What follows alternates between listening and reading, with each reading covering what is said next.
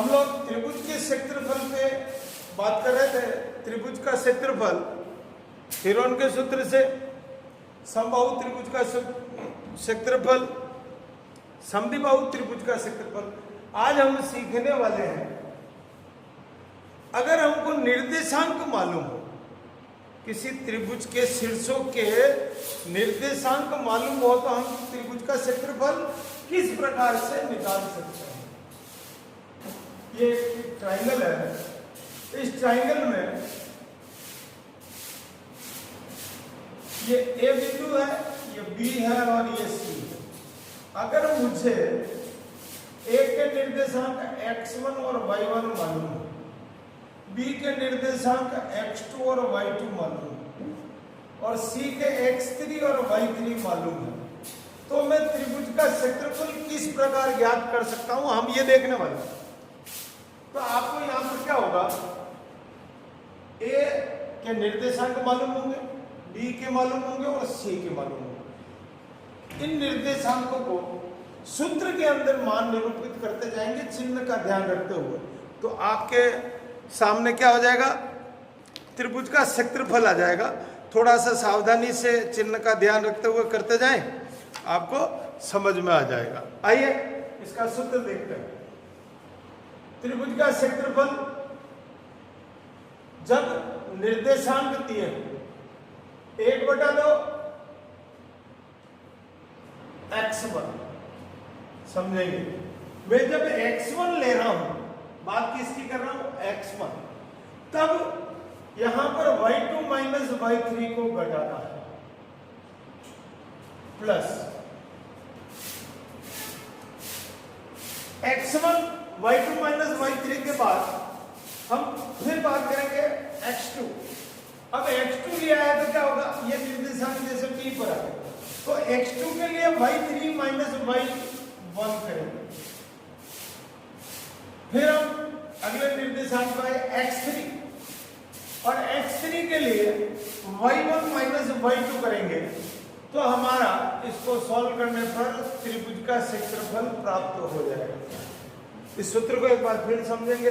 हमको अगर किसी त्रिभुज में निर्देशांक मालूम हो, निर्देशांक अंक दिए हो, निर्देशित करने वाले अंक x और y की वैल्यूज मालूम हो, तो हम इस प्रकार से इस सूत्र में मान रख करके आसानी से क्षेत्रफल ज्ञात कर सकते हैं।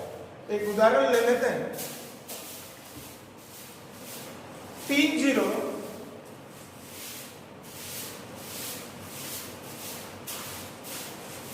4 5 माइनस 1 4 5 माइनस 1 और 4। मैंने इसी में एक उदाहरण ले लिया। क्या करना है, हमको x1 y1 की वैल्यू मालूम, x2 y2 की वैल्यू मालूम, x3 y3 की वैल्यू मालूम। आपको ये त्रिभुज बनाने के बाद मान रखना है, सूत्र लिखना है और इस सूत्र में वैल्यू पुट करनी है या रखनी है। देखिए 1/2 लिखा, x1 की वैल्यू कितनी आ रही है, 3, या 3 लिख दें। अब y2 माइनस y3, y2 की वैल्यू कितनी है, 5।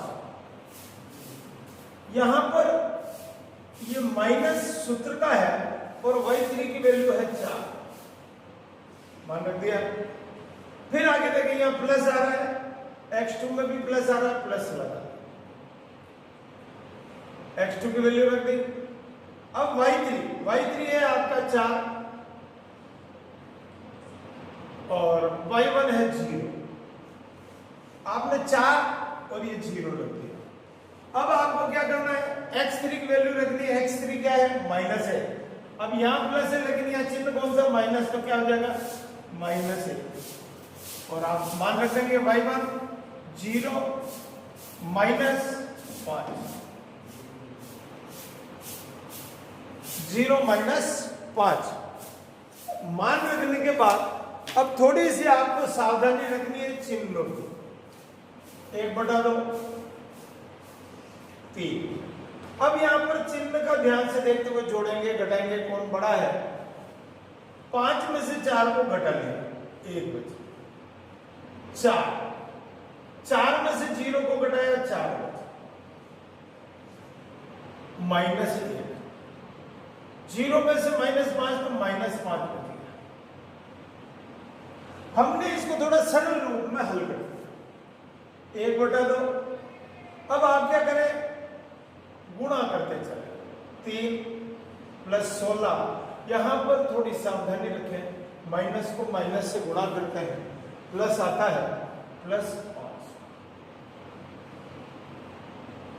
अब इनको जोड़ लें, 16 और 5 21, 24, 1/2 और 24 तो ये काट देंगे आप, 12।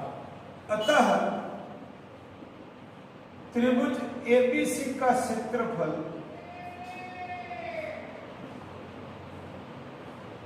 12 वर्ग इकाई। यहां पर क्योंकि आपको सेंटीमीटर, मीटर, किलोमीटर वगैरह कुछ नहीं दे रखा है लंबाई का, तो इसमें क्या मान आएगा, 12 वर्ग इकाई। इस प्रकार से आप लोग भी सीखे, कोई नई चीज है। दूसरा एक उदाहरण और लेंगे जिससे आपको स्पष्ट हो जाएगा कि किस प्रकार से मान निकालते हैं। 2 -2 -2 1 5 2 -2 1 और 5 2।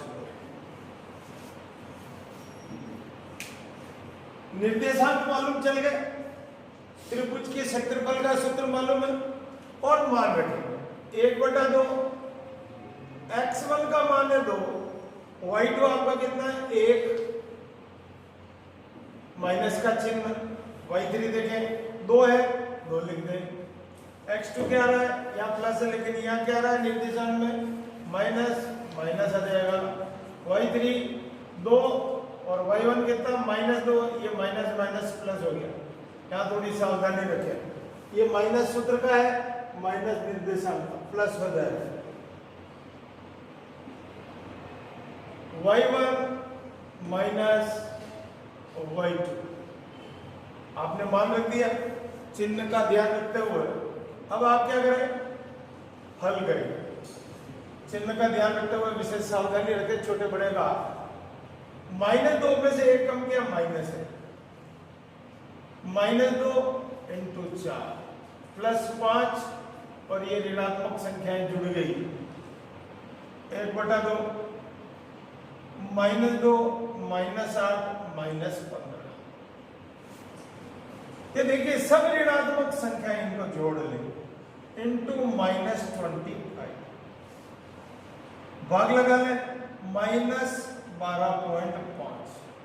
अब यहां पर एक सावधानी ये रखनी है कि अगर कभी ऋणात्मक मान आ जाए तो आप अपने क्वेश्चन को गलत नहीं समझे, बस आपको ऊपर चिन्हों का ध्यान रखना है। नीचे -12.5, इसका मतलब क्षेत्रफल अगर है तो ये ऋणात्मक नहीं होता है। क्षेत्रफल का मान ऋणात्मक नहीं होता है, ऋणात्मक नहीं होगा तो क्या होगा, धनात्मक में बदल जाएगा, ऋणात्मक नहीं। तो कितना हो गया, 12.5 वर्ग इकाई।